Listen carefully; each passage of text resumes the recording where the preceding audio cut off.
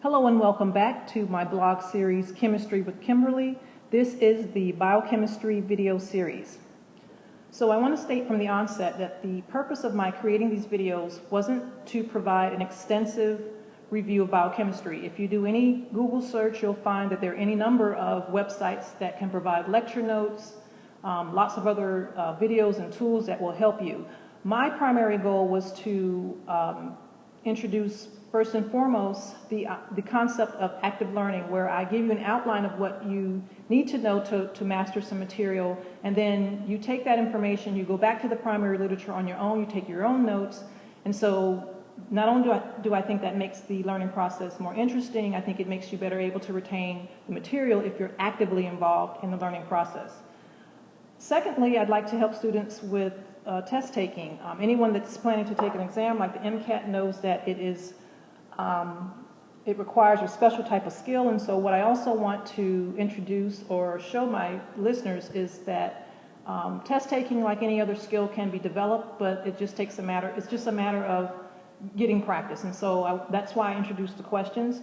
And the last thing is, as a scientist for a number of years, I read a lot of papers, and so I wanted to not only provide a fun way of learning biochemistry, but to assist students in working with their reading comprehension. And so by reading the literature, you become familiar with some of the data that's out there. And I'm actually using it to introduce topics in biochemistry in the hopes that everyone will find it interesting and fun. Okay, so the topics that are important in the first couple chapters of biochemistry include water and its properties. So that's knowing things like the fact that water is a universal solvent, that water is polar. You'll also want to know or learn the different types of bonds in biochemistry. So that includes covalent bonds, ionic bonds, van der Waals forces, etc. You'll also want to familiarize yourself with important biomolecules. And so those turns out to be things like carbohydrates, nucleic acids, and lipids, and finally thermodynamics. You'll want to make sure you understand concepts of delta G, delta S, delta T, spontaneous, non-spontaneous, and what they mean for carrying out biochemical reactions.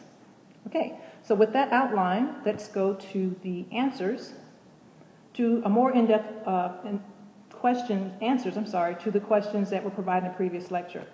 So the first question asked about glutathione reductase. Reductase catalyzes the oxidation of which of the following reactions? Well, if you're paying attention to the question, you'll realize that glutathione reductase doesn't catalyze an oxidation reaction, actually catalyzes a reduction reaction. So the answer to number 1 is F, but you may have recognized that GSSG is what is acted upon by glutathione reductase to produce 2 molecules of GSH. You may also recall that this reaction uses the reducing equivalent NADPH, which is then converted to NADP plus and a hydrogen molecule. So the answer was F. Number 2, sucrose, a disaccharide, is cleaved into 2 monosaccharides, of which the following enzymes. Sucrose is a disaccharide, and when acted upon by D, sucrase, it changes sucrose into a unit of glucose and fructose. I'm going to use abbreviations for those. So the answer to number 2 is D. Number 3. OXPHOS, or oxidative phosphorylation, is carried out in an organelle with similar functions as a chloroplast. You may recall that chloroplasts are found in plants, that mitochondria are found in animals like humans. So that'll be answer choice A. Important concepts for this question are that you need to have an understanding of cellular organelles and their functions, and also when discussing mitochondria and chloroplasts, the process called symbiosis comes up, and that's where prokaryotic cells evolve to become eukaryotic organelles. Number 4. Number 4 requires some recollection of what was covered in organic chemistry. Hex is 6, so the answer choice is C. In this one, you'll want to make sure you remember or review. Meth is 1, eth is 2, etc. from organic chemistry. Answer is C. Number 5, what is the overall balanced equation for photosynthesis? Well, you may have recognized that 6O2 plus 6H2O is, let's start that again. It's definitely not 6O2. It is 6CO2 plus 6H2O being converted to 6 molecules of O2 and a sugar molecule. Now, while this is correct in terms of this is the reaction, what's missing here is light.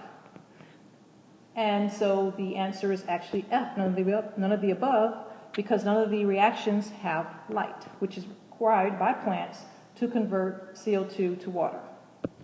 Answer choice 7, answer choice 6. If you got answer choice 5 right, you remember that CO2 is used by plants to make oxygen. Number 7 requires knowledge of how to convert Celsius temperatures to Fahrenheit. The Celsius equation is Fahrenheit minus 32 divided by 1.8. But in this example, we were given Celsius and had to convert to Fahrenheit. The opposite equation would have been to take Fahrenheit, take Celsius temperature, multiply it by 1.8 and add 32. So this is the equation that I used, and the answers are 89.6 and 75. And then our last question, what process allows cotton plants to resist water deficit stress? That would be water potential. And again, this is a test of your ability to comprehend what you're reading in the scientific literature. Understanding that water potential is based on pressure and the concentration of solute. Okay, so those are the answers to the questions. If you have any additional questions or comments about the videos, please feel free to contact me by email at alchemist.com. Thank you, and see you in the next video.